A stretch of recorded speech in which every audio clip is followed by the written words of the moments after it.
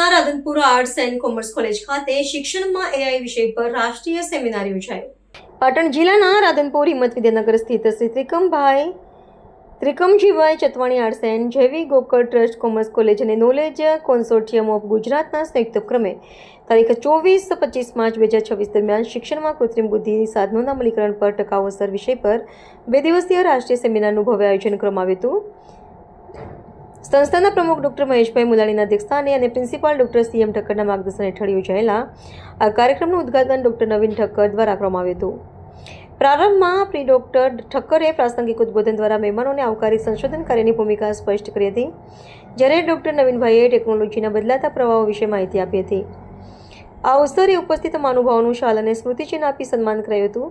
સેમિનારના મુખ્ય વક્તા ડોક્ટર સંજયકુમાર એમ વકીલ અને ડોક્ટર કાર્તિકેય ભટ્ટે જણાવ્યું હતું કે એઆઈ સાધનો શિક્ષણને વધુ કાર્યક્ષમ બનાવી શકે છે, પરંતુ તેના માટે તકનીકી અભાવ, શિક્ષકોની તાલીમ અને ડેટા સુરક્ષા જેવા પડકારોને પહોંચી વળવું અનિવાર્ય છે। 3 ટેકનિકલ સત્રોમાં વિભાજિત આ સેમિનારમાં 239 જેટલા ડેલિગેટ્સ અને રિસર્ચ સ્કોલર્સે ઉત્સાહભેર ભાગ લીધો હતો, જેમને કીટ અને પ્રમાણપત્ર એનાયત કરવામાં આવ્યા હતા। સમગ્ર કાર્યક્રમનું સફળ સંચાલન કન્વીનર ડોક્ટર ચિરાગ રાવલ તથા સહકન્વીનર ડોક્ટર કુસુમબેન અખાણી અને ડોક્ટર ગોપાલભાઈ ઠાકોર દ્વારા કરવામાં આવ્યું હતું। દ્વિતીય દિવસે વિદ્યાર્થીઓએ પોતાના અભિપ્રાયો રજૂ કર્યા હતા અને તેમને સર્ટિફિકેટ વિતરણ કરવામાં આવ્યા। આ પ્રસંગે મેનેજિંગ ટ્રસ્ટી શ્રી રાયચંદભાઈ ઠક્કર, દીપાબેન વકીલ સહિત વિવિધ કોલેજના આચાર્યો અને સ્ટાફ ઉપસ્થિત રહ્યો હતો। અંતમાં રાષ્ટ્રગાન સાથે કાર્યક્રમની પૂર્ણાહુતિ કરવામાં આવી હતી।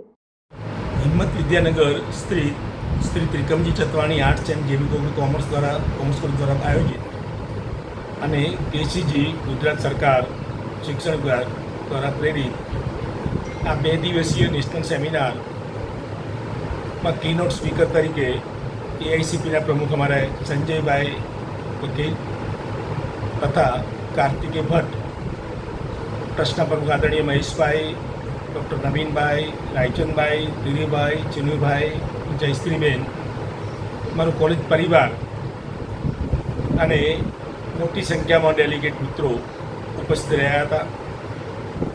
લગભગ 68 પેપરો રજૂઆત થઈ। સાથે સાથે આ સેમિનારની સફળતા માટે અમારા કોઓર્ડિનેટર ડૉક્ટર ચિરાગ રાવલ દ્વારા અને એમની ટીમ દ્વારા ગોપાલભાઈ, નિકુંજભાઈ, રાહુલભાઈ, અકબરભાઈ દ્વારા ખૂબ જહેમત ઉઠાવી અને આ 2 દિવસનો સેમિનાર સુંદર રીતે પૂર્ણ કરેલ છે। અને બહુ આનંદ એ છે કે વર્તમાન સમયમાં જેની તાતી જરૂર છે જેના પર વિચારણા માગી રહી છે એઆઈ ઉપર આ સેમિનારમાં મોટી સંખ્યામાં 260 રજીસ્ટ્રેશન થયા છે અને મોટી સંખ્યા બધા હાજર રહ્યા તે બદલ બધા પ્રત્યે હું આભારની લાગણી વ્યક્ત કરું છું અને કેસીજીનો ખાસ આભાર માનું છું કે એક સુંદર તક આ સેમિનાર માટે અમને પૂરી પાડી છે। આજે ગુજરાત સરકારના કેસીજી વિભાગ તરફથી મળેલી ગ્રાન્ટના આધારે નેશનલ સેમિનારનો આજનો બીજો દિવસ અને પૂર્ણાહુતિનો દિવસ હતો। આ વખતે કુલ 3 સેમિનાર, ઇન્ટરનેશનલ, નેશનલ અને સ્ટેટ, એમ 3 સેમિનાર એઆઈના સબ્જેક્ટ ઉપર આ કોલેજને મળ્યા। એ આ વિસ્તારની અને આ કોલેજ માટેની ખૂબ ગૌરવની વાત છે।